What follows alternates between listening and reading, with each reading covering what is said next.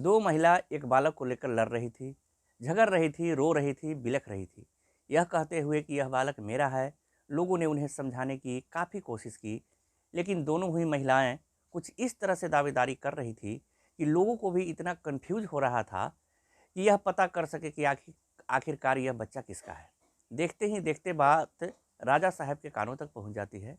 राजा साहब कहते हैं कि दोनों महिलाओं को उनके पास लाया जाए और उनसे कहा जाए कि वह अपनी अपनी दावादारी पेश करे। दरअसल दोनों महिलाओं ने जब अपनी अपनी बातें कही तो दोनों को देखकर लग रहा था कि यह बच्चा सचमुच इन्हीं का है, लेकिन बच्चा तो एक ही का हो सकता है, दोनों का तो हो नहीं सकता है। अब राजा साहब भी परेशान हो जाते हैं, पब्लिक भी परेशान हो जाती है।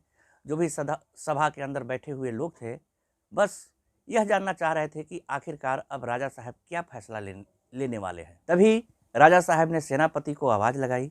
आवाज़ लगाने के बाद कहा कि सेनापति, इस बालक के दो हिस्से कर दो और दो हिस्से करने के बाद दोनों हिस्से एक एक महिला के हाथों में दे दो और यहाँ से चले जाएंगे। कुछ इस तरह का बंटवारा होगा तो शायद इन्हें तसल्ली हो जाएगी। राजा साहब ने जब सेनापति से यह बात कही, सेनापति आगे बढ़ता है। सभा के लोग देखकर आश्चर्यचकित थे कि आखिरकार राजा साहब ऐसा कैसे फैसला दे सकते हैं। तभी उन महिलाओं में से एक महिला कहती है, राजा साहब, जो भी आप करेंगे अच्छा ही करेंगे, हमें आपका फैसला पूरी तरह से मंजूर है। लेकिन दूसरी महिला रोते हुए बिलखते हुए कहती है, साहब, मुझे यह बच्चा नहीं चाहिए। राजा साहब, इस बच्चे को इसी महिला के हवाले कर दो, मुझे यह बच्चा बिल्कुल भी नहीं चाहिए। दरअसल राजा साहब ने जैसे ही यह बात सुनी है, दरबार में यह बात पहुंचाई जाती है, तो राजा साहब कहते हैं कि इसका फैसला हो चुका है। दरअसल कोई भी माँ अपने बालक को दो हिस्सों में बंटवाना नहीं चाहेगी। इससे साफ पता चलता है कि यह बच्चा उसका है। जो इसके हिस्से कराना चाहती है और जो इसका हिस्सा कराना चाहती है, उसका बालक किसी भी कीमत पर हो ही नहीं सकता। दरअसल यह न केवल एक माँ पर बल्कि किसी भी इंसान पर यह बात सटीक बैठती है। जब कोई किसी से प्यार करता है, जब कोई किसी के बिना रह नहीं सक पाता, तो वह उसको किसी भी हालत में किसी भी तरह से दुख नहीं दे सकता, उसकी किसी भी तरह से नुकसान नहीं पहुंचा सकता। आज की जो कहानी मैं आपको सुनाने जा रहा हूं, इस कहानी में एक व्यक्ति, एक लड़का दावा कर रहा था कि वह उससे बेइंतहा प्यार करता है, लेकिन उसी ने उसकी सांसें हमेशा हमेशा के लिए थाम ली। लेकिन जब यह बात सोशल मीडिया के माध्यम से लोगों को पता चलती है, तो पूरे प्रदेश में इस घटना के बाद फिर हंगामा खड़ा हो जाता है। सैकड़ों की संख्या में लोग सड़कों पर उतर आते हैं। आदाब, नमस्कार, सत श्री अकाल। मैं मुकेश चंद्र विद्यार्थी। आज की जो सच्ची घटना मैं आपको सुनाने जा रहा हूँ, यह सच्ची घटना है। कर्नाटक प्रदेश का एक शहर है, एक जगह है हुबली। दरअसल बात कर रहा हूँ 18 अप्रैल 2024 की शाम 4:45 के आसपास। एमसीए फर्स्ट ईयर की एक छात्रा होती है जिसका नाम होता है नेहा। नेहा अभी एग्जामिनेशन हॉल से निकलने के बाद सबसे पहले उसने अपना बैग लिया। बैग लेने के बाद उसमें से अपना मोबाइल निकाला और मोबाइल निकालने के बाद उस लड़की ने सबसे पहले अपनी माँ को फ़ोन किया। माँ को अपने एग्ज़ाम के बारे में बताया। साथ ही सामने एक लड़का खड़ा था, वो फ़ोन रखती है। फ़ोन रखने के बाद जो सामने लड़का खड़ा हुआ है, उसने अपने हाथों से रोकने की कोशिश की। लड़की ने अपना रास्ता बदलने की कोशिश की। उस लड़के ने फिर से रोकने की कोशिश की और वो उससे कुछ बात करने की कोशिश कर रहा था। अभी कुछ ही सेकंड हुए थे कि लड़की ने अपनी तरफ से ना बोला। इतना वो ज़ोर से बोला कि दूर खड़े बाकी लड़के ने उसकी नज़र पहुंच जाती है। वो अपने हिसाब से देख रहे थे। कुछ ना कुछ शब्द उनके समझ में आता है, लेकिन लड़के को इतना ज़्यादा गुस्सा आता है कि वो अपनी जेब में रखा हुआ एक बड़ा-सा चाकू निकालता है और चाकू निकालने के बाद उस लड़की पर ताबड़तोड़ चाकुओं से वार कर देता है। कभी गर्दन के इस हिस्से पे, तो कभी गर्दन के उस हिस्से पे, कभी सीने पर, कभी पेट में, कभी एक के बाद एक उसने लगभग 8 वार किए थे। अब पहली ही बार में वो लड़की ज़मीन पर गिर चुकी थी, लेकिन वह थका नहीं था और उसको तब तक मारता है जब तक उसके प्राण नहीं निकल जाते। हालाँकि लड़की अभी ज़िंदा थी, सिसकियाँ ले रही थी और शायद वह जीना चाहती थी। जैसे ही वहाँ आस-पास के स्टूडेंट इस दृश्य को देख रहे थे, कुछ पहली बात तो ये समझ ही नहीं पाए और उन्होंने ज़ोर-ज़ोर से चीखना-चिल्लाना शुरू कर किया, ताकि वह जो काम कर रहा है, जो कर रहा है, करते हुए किसी भी तरकीब से रुक जाए। लेकिन उसके सर पर तो खून सवार था। अपनी इस घटना को अंजाम देने के बाद वह बड़ी ही आसानी से वहाँ से भागने की कोशिश कर रहा था। और जैसे ही भागता है तब स्टूडेंट लामबंद होते हैं, इकट्ठा होते हैं और दौड़ कर उस लड़के को पकड़ लेते हैं। आखिरकार वो लड़का कौन था? दाढ़ी बढ़ी हुई थी, बाल बिखरे हुए थे, शरीर पर कपड़े भी कुछ उसने अजीब तरह के पहने हुए थे। उसे पकड़कर और उसे गुस्से में वह स्टूडेंट बुरी तरह से पीटते हैं और पीट पीट कर उसे गंभीर रूप से घायल कर देते हैं। उस लड़के से पूछा जाता है कि तुम्हारा नाम क्या है, तुम कौन हो, कहाँ से आए हो? तब वो अपना नाम बताता है, कहता है कि मेरा नाम फयाज है, फयाज बडू नायक नाम है मेरा।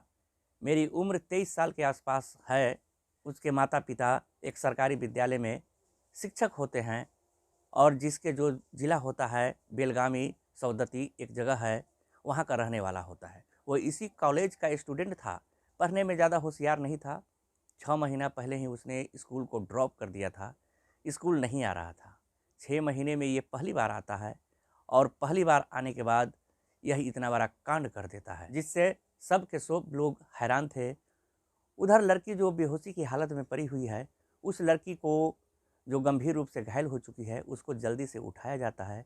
कॉलेज का नाम था बीबीबी कॉलेज और यहाँ से लगभग 2 किलोमीटर दूर के आईएमएस यानी कि कैंपागरा इंस्टीट्यूट ऑफ मेडिकल हॉस्पिटल जो 2 किलोमीटर के आसपास था, वह स्टूडेंट कॉलेज के स्टाफ के लोग उस लड़की को अपनी गोद में लेते हैं और यहाँ से दौड़ रहे थे, भाग रहे थे। लड़की पूरी तरह से खून से लथपथ हो चुकी थी, सांसें चल रही थी। दौड़ते हुए किसी तरकीब से सीधा हॉस्पिटल पहुँचते हैं KIMS और वहाँ जाने के बाद उस लड़की को जब स्ट्रेचर पर लिटाया जाता है, डॉक्टर के पास पहुँचाया जाता है। डॉक्टर जब उसकी नब्ज टटोल रहे थे, लड़की मर चुकी थी। बस इस लड़की का मरना था, क्योंकि इस बीच में जो भी हुआ है वह सब सीसीटीवी कैमरे में कैद हो चुका था। सीसीटीवी कैमरे में जो फुटेज थी वह इतनी साफ सुथरी नहीं थी, धुंधली थी, लेकिन यह दिख रहा था कि कोई उस पर हमला कर रहा है, कोई उसे मारने की कोशिश कर रहा है। कुछ लोग दौड़ते हुए हॉस्पिटल की तरफ जा रहे हैं। यह सब दृश्य जब सीसीटीवी कैमरे में कैद होते हैं, उसके बाद सोशल मीडिया पर यह वीडियो बहुत तेज़ी के साथ वायरल होने लगती है और सब लोग आखिर ये जानना चाहते थे कि यह लड़की कौन है, कहाँ से आई है। तब इस लड़की के बारे में पता चलता है कि लड़की का नाम होता है नेहा, नेहा हिरेमथ। और इसके पापा जो होते हैं वह कांग्रेस के पार्षद होते हैं। इसी हुबली धारवाड़ नगर निगम में कांग्रेस के पार्षद, शहर में अच्छा खासा नाम था, लोग बड़ी इज्जत करते थे, एक अच्छा इंसान थे। उनकी बेटी के साथ ऐसा क्यों किया गया? जब उधर उस लड़के को पीट रहे थे, उस लड़के के साथ जब हिंसात्मक रूप से अपना रहे थे, क्योंकि पब्लिक में, स्टूडेंट में, स्टाफ में बहुत ज़्यादा गुस्सा था कि आखिरकार इस फयाज ने ऐसी हरकत क्यों की। सब जान रहे थे। तब उसने कहा कि हम दोनों एक दूसरे से बेइंतहा प्यार करते थे, वो मुझे कुछ दिनों से इग्नोर कर रही थी। लोगों को यह बात हजम नहीं हो रही थी, कोई किसी से प्यार करे और वह उसको एक के बाद एक 8 चाकू मारकर उसकी हत्या कर दे, ऐसा नहीं हो सकता। इसमें कुछ न कुछ गड़बड़ है, कुछ न कुछ गलत बात है। और जैसे ही अब इस लड़की के पिता को यह बात पता चलती है, तो पिता का रो रो कर बुरा हाल हो जाता है।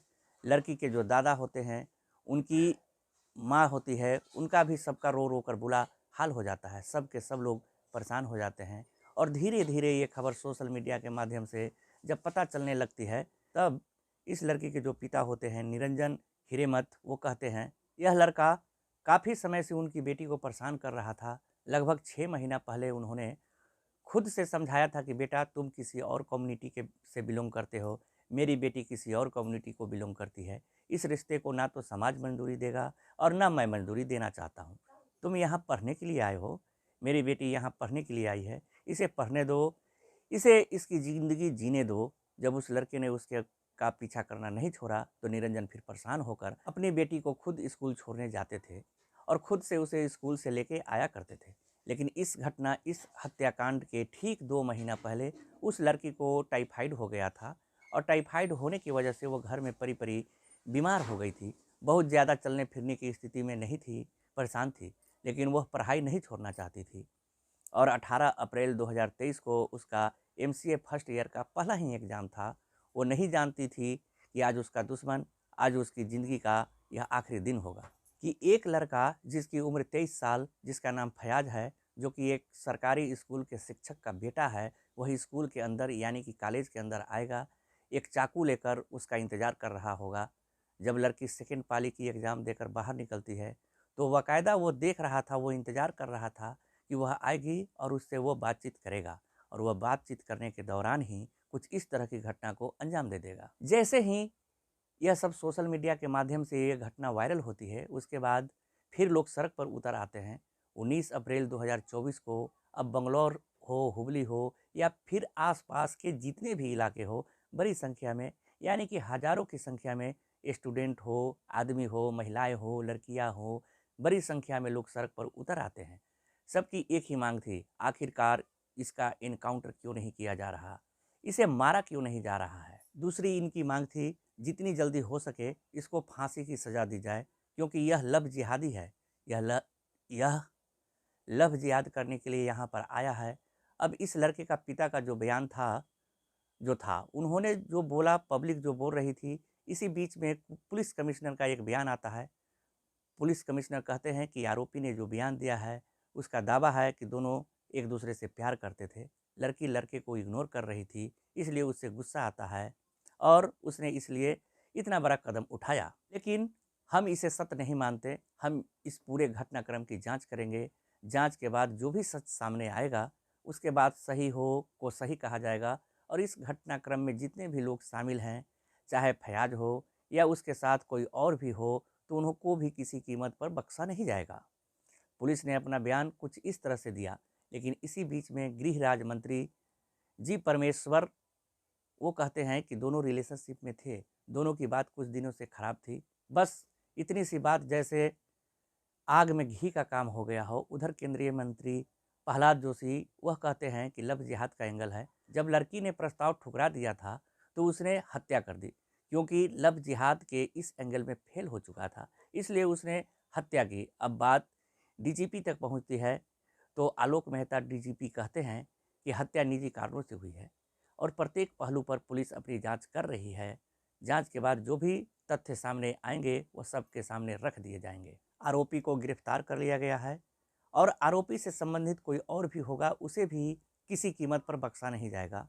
लेकिन मुख्यमंत्री सिद्धार्थ मौर्य जो होते हैं वह कहते हैं कि निजी कारणों से हत्या हुई है लड़की की, लव जिहाद का एंगल नहीं है और मैं इस घटना की निंदा करता हूँ। एक पकड़ा गया है, बाकी भी पकड़े जाएंगे। यानी कि जो सरकार में बैठे हुए लोग हैं वह एक तरह की बातें कर रहे हैं और जो विपक्ष में लोग बैठे हुए हैं, जो बीजेपी से ताल्लुक़ रखने वाले हैं, वो इसे लव जिहाद का एंगल बता रहे हैं। अब देखते ही देखते लोगों में गुस्सा भड़कने लगता है। एक तरफ तो लोकसभा का चुनाव चल रहा है, दूसरी तरफ इस तरह की घटना हो जाती है तो जाहिर सी बात है हर किसी को गुस्सा आएगा ही। लेकिन जब लड़की के पिता के सामने किसी पत्रकार ने जब माइक लगाया, उनसे पूछने की कोशिश की कि आप क्या कहना चाहते हैं, तो उन्होंने कहा कि मेरी लड़की बहुत अच्छी थी, उसकी कोई कमी नहीं थी। वह 2 महीने से विद्यालय भी नहीं जा रही थी, बीमार होने की वजह से। और डिप्टी सीएम और सीएम इस तरह की बातें करके सिर्फ राजनीतिक लाभ लेना चाहते हैं। वह ज़्यादा से ज़्यादा वोट हासिल करना चाहते हैं, जबकि खुद लड़की का पिता भी कांग्रेस पार्टी से ही ताल्लुक़ रखता है। अब उन्होंने कहा जो कहा सो है, वो इस आरोपी का एनकाउंटर चाहते हैं या इसको फांसी होनी चाहिए। जितनी जल्दी हो सके इसका वह फैसला होना चाहिए, नहीं तो वह सबके साथ जो लोग सड़क पर उतरे हुए हैं उनके साथ सड़कों पर ही उतर जाएगा। दोस्तों, इस पूरे घटनाक्रम को सुनाने का उद्देश्य किसी को परेशान करना नहीं, किसी को दिल दुखाना नहीं है। आप लोगों की क्या राय है, आप लोग ज़रूर बताइएगा। मैं भी उम्मीद करता हूँ कि आप लोग इस घटना को आप लोग शेयर करते रहिएगा और शेयर करेंगे तभी यह घटनाएं और लोगों तक पहुँचेगी। आप लोगों से यही उम्मीद है, यही अपेक्षा है। आप लोग इस घटना को ज़्यादा से ज़्यादा शेयर करेंगे।